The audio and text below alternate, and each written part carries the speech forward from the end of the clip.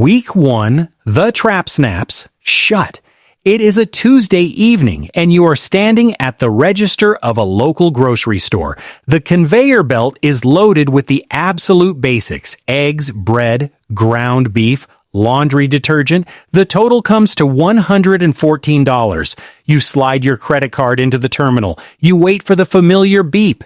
Instead, the screen flashes red, declined. You feel a hot flush of panic in your chest. The cashier looks away. You step aside, apologizing to the line of tired people behind you, and you walk out to your car empty-handed. You shut the door, pull out your phone, and open your banking app. The screen loads, and the number sitting at the top feels like a physical weight crushing your lungs. $20,143? You didn't buy a sports car. You didn't fly first class to Europe. You bought groceries. You paid a surprise medical bill. You fixed the transmission on your Honda so you could keep driving to a job that hasn't given you a real raise in 3 years. You used the card to bridge the gap between your paycheck and the end of the month, telling yourself you would eventually pay it off. But the trap has officially snapped shut.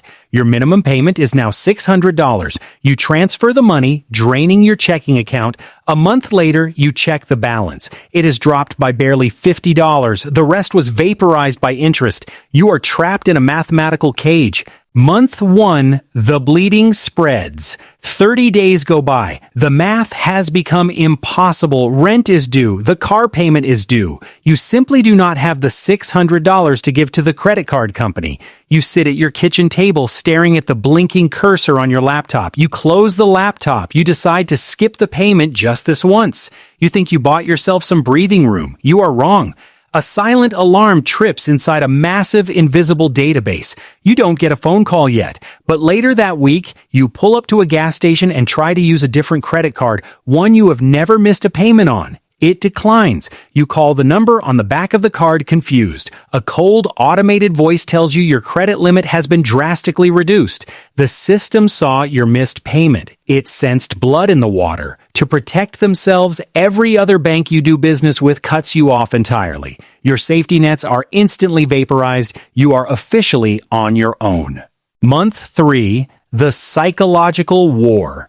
Your phone buzzes against the nightstand. It is 8 in the morning, an unknown local number. You let it ring. It buzzes again at noon, again at 4, again during dinner. You stop answering your phone. Every time it vibrates, a spike of adrenaline shoots through your stomach. The debt is no longer just a number on a screen. It is a dark cloud dictating every waking thought. The stress bleeds into your home. A $40 takeout order becomes a screaming match with your partner. You snap at your kids. You lie awake at 2 in the morning staring at the ceiling, doing frantic, impossible math in your head. You start hiding the mail. You intercept the aggressively colored envelopes before anyone else can see them, stuffing them into the bottom drawer of your desk. The shame is suffocating. You feel entirely alone, hiding a massive secret from everyone you love. Month 6, the scavengers arrive. 6 months in, you haven't made a payment. The original bank gives up, but they don't forgive what you owe. They sell you. Your name, your address, your phone number, and your exact debt are bundled and sold to a third-party collection agency. These are digital scavengers, and they do not play by the rules of customer service. The phone calls turn vicious. They call you at work. Your manager pulls you aside and asks why aggressive strangers are leaving voicemails on the company line. Your stomach drops. They scour the internet and find your mother's landline. They call her, leaving vague messages about urgent legal matters regarding her son. You are terrified to open your mailbox. You are terrified to look at your phone. You stop going out. You isolate yourself, paralyzed by the constant looming threat of a faceless enemy that seems to know exactly where you are at all times. Month 12, the wall. A year has passed. Your apartment lease is up and the rent is increasing by 20%. You can't afford it. You spend weeks touring cheaper apartments. You finally find a modest place on the edge of town. You scrape together the $50 application fee and hand it to the landlord. 2 hours later, you get an email. Denied. The landlord didn't look at your face. They didn't care about your steady job. They pulled your credit report, saw the wreckage, and instantly disqualified you. You realize with a sickening drop in your gut that you're locked out of normal society. You end up moving your family into a cramped, overpriced basement sublet you found online, just to keep a roof over your head. You think things cannot possibly get worse. Then, on a random Tuesday evening, there's a sharp, heavy knock on your door. You open it to find a stranger in a windbreaker. He hands you a thick stack of papers, turns, and walks away. You look down at the bold black ink. It is a court summons. You are being sued. Year 2. The Harvest. You couldn't afford a lawyer to fight a $20,000 lawsuit, so you didn't show up to court.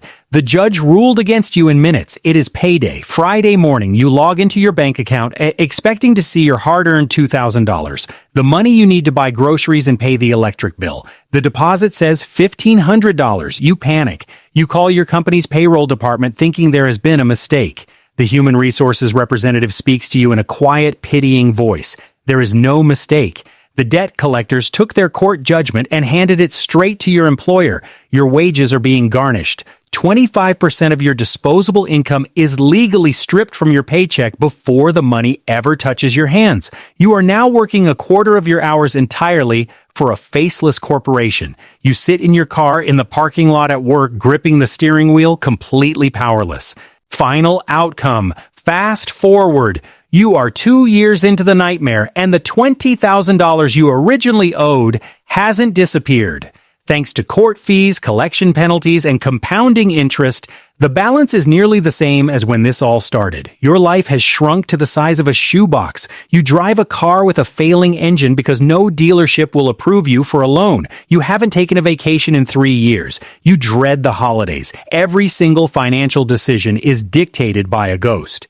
You are trapped in a cycle of endless labor just to tread water, working exhausting hours only to watch a massive chunk of your life energy be legally siphoned away by a system that never sleeps, never forgives, and never stops collecting. This is the American debt machine, and once you're in it, it rarely lets you out.